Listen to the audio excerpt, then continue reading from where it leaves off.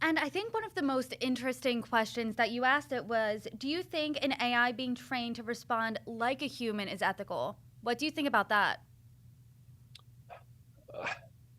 I think as long as you know that it's an AI behind the scenes, I'm okay with it. I think where it starts to get shady, and we see it all the time on the internet nowadays. If it says come and speak to our advisor, and you know full well that's not a human behind that, that's a computer responding to me, and that's what I don't like. I think where computers or AI pretend to be human beings without letting you know that I think that's unethical. I don't think that's correct.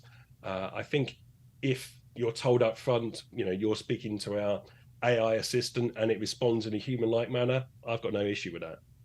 And what did you learn from your experiment and your entire interview?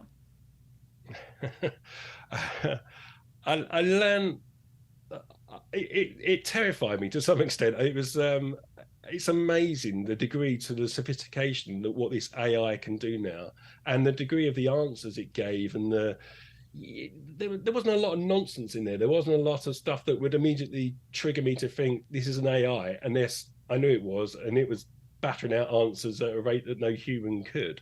But the stuff I've seen this week from ChatGPT is just mind-blowingly honestly, it's terrifying how good it is at the range of stuff it can do, whether that's writing code, writing poetry, uh, writing blog posts. It's astonishing. It really is. What's the most staggering thing you've seen from ChatGPT this week? I think the part where someone managed to convince it to write code and write what's called a virtual machine. So it actually created a piece of software itself and then ran that on Amazon servers. And I think they had to shut that down pretty quickly because they realized this thing was basically generating code all by itself. But that was just someone playing with it and experimenting with what it can do. And suddenly this thing's off writing its own software code. That in itself is pretty staggering and pretty dangerous, in fact. You seem to be kind of in the middle of terrified of ChatGPT and completely astonished by it. So, overall, is your response what other people are feeling as well? What has been the response to this? Yeah, I think that is. I think people are generally staggered about how good this thing is, and then going, blimey, this is terrifying stuff. This has got the potential to be absolutely huge, and if it's not controlled properly, then it has some pretty big implications as well. I mean, people were using it this week, for example, to write effectively viruses, to create the code that would launch an attack on a website. You know, you can easily see how something that's intended to be used harmlessly suddenly gets misused in a very scary way. So, how do people put safeguards on this so things like that, those implications don't happen? Well, that basically boils down to the creators and OpenAI, the company behind this. They've got to be careful about the parameters of what they allow this software to do.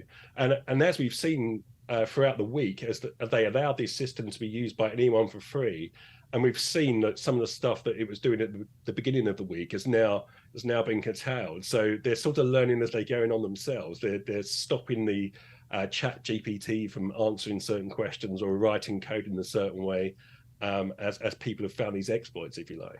So, are they giving ChatGPT, in a sense, a conscience? I think that's overplaying it. I don't think it has a conscience. I think it works within parameters of what it can do, and as the AI said to me itself, it can only do what its human overlords, if you like, allow it to do.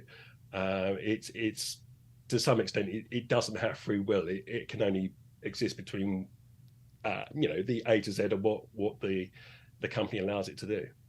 And I'm seeing a lot of people like yourself using this for fun on social media. It's really been fun to see how it's been used. But what do you see is the future for this software?